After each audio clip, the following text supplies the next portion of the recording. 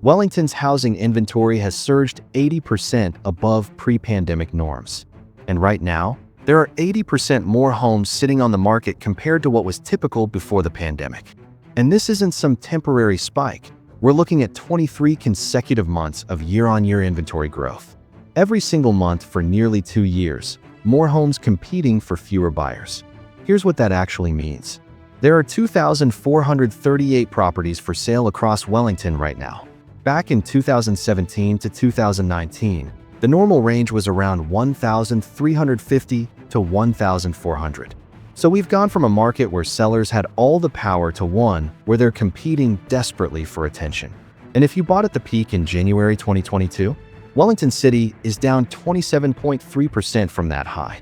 Wellington City West is down 29.9%. That's over $400,000 in lost equity for some homeowners. For $100,000, what we're seeing is a fundamental power shift in Wellington's property market.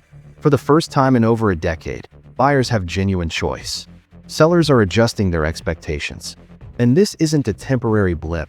It's a prolonged correction reshaping how property transactions work in the capital. So over the next 12 minutes, we're breaking down what's driving this inventory surge, what it means for values, and what this shift looks like on the ground for buyers and sellers right now. Wellington's experiencing something quite different from the rest of the country. While places like Christchurch and Queenstown have stabilized or even grown, Wellington keeps adding to its pile of unsold stock. Here's what we're covering: the exact inventory numbers and how they compare to the peak, why Wellington's been hit harder than other major centers, and what this oversupply means for pricing and negotiating power in the months ahead. Let's start with the breakdown. 2,438 properties for sale across Wellington as of January 2026. Wellington City has 993 properties listed. Lower Hutt sits at 476. Kapiti Coast has 444. That 80% figure means we're running dramatically higher than what used to be normal. And it's not just that we've got more stock. This stock keeps accumulating month after month. Here's where the peak comparison gets stark. Back in January 2022, when the market topped out, inventory was tight. Sellers had all the leverage. Homes were going unconditional within days. Fast forward to today, and the median time to sell has stretched to 46 days. That's up 5 days compared to last year.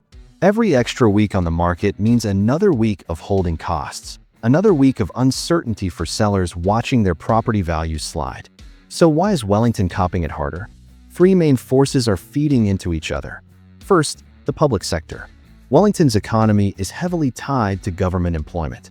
Over the past couple of years, we've seen significant cuts to the public service. When people lose jobs or face uncertainty, they stop buying, and in some cases, they're forced to sell. That adds supply and removes demand simultaneously. Second, migration patterns. Net overseas migration has fallen to 2.5-year lows nationally. For Wellington, that means fewer new arrivals needing housing. We're also seeing Kiwis leaving for Australia in higher numbers. Young professionals especially are looking offshore, removing a key chunk of the buyer pool. Third, new builds. During 2021 and 2022, when prices were surging, developers launched projects everywhere.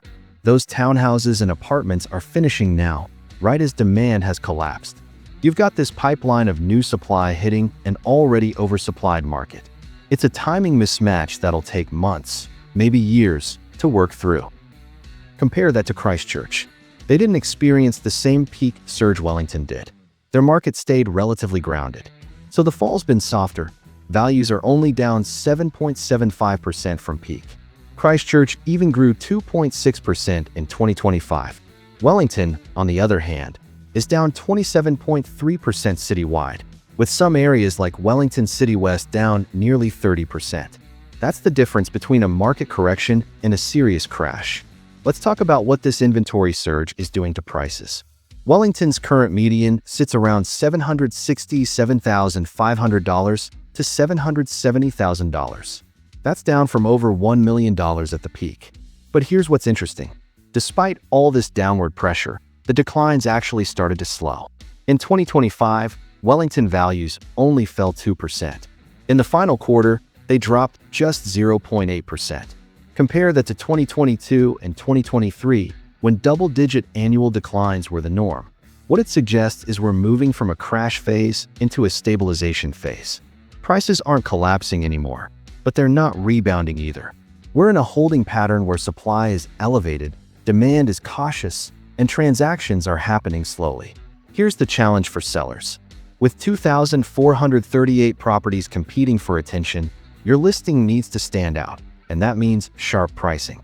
Agents report just over half of vendors are still holding out for higher prices. But 34% have already started reducing their asking price, and 28% are becoming more flexible on conditions. On the flip side, buyers are taking their time. More than 2/3 are slow to make decisions. 59% are being fussy, and frankly, with this much choice, why wouldn't you be? Just under half are making low offers. They know the power has shifted. Now here's where things get really interesting.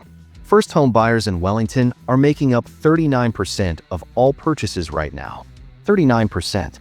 That's the highest share in the country, well above the national average of 28%. Why? Conditions have never been better for first-timers. You've got abundant choice, motivated sellers, interest rates down from the 5.5% peak to 2.25% now, and KiwiSaver balances that have been building up. Compare that to late 2021, when first-home buyers were getting trampled by investors. Back then, if you didn't go unconditional on day one, you missed out. Now, you can take your time, get building reports done, negotiate on price, and still have a deal. Tony Alexander put it well. This is no longer an investor-driven market. It's driven by first-time buyers who've been active since March 2023. Frankly, that's what many of us were hoping for over the past 3 decades. But let's be clear. While affordability's improved relative to the peak, it's still not easy. Homes in Wellington still sit at around 6 times the average household income. Sharon Zollner from ANZ pointed out that even after all these price falls, the price-to-income ratio is still higher than any time prior to 2020. So yes, it's better. But better doesn't mean good. It means less impossible than it was in 2021. Let's see how Wellington stacks up against other parts of the country. Auckland's also struggling with oversupply, though not quite to the same degree. They're sitting at around 20 to 22% below peak, with plenty of unsold townhouses in areas like Westgate and Massey.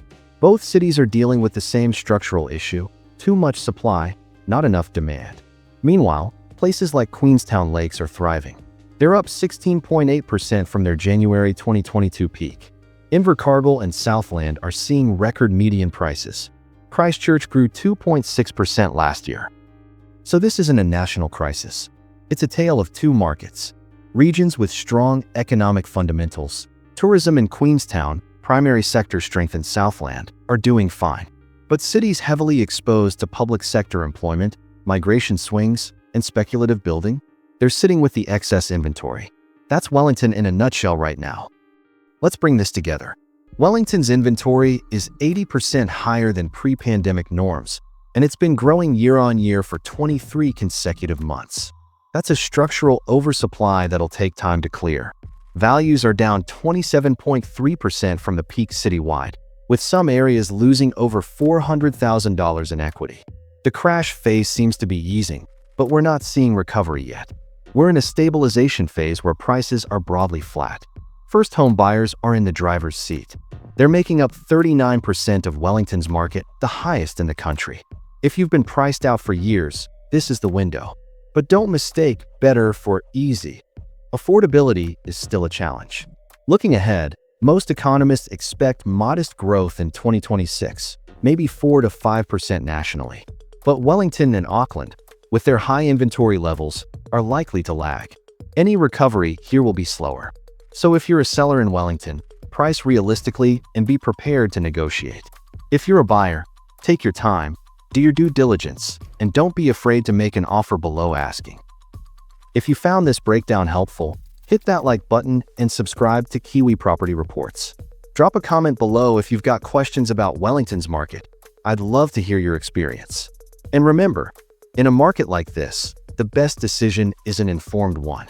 We'll keep tracking the data and bringing you the insights you need to make smart property moves. Thanks for watching. I'll see you in the next report.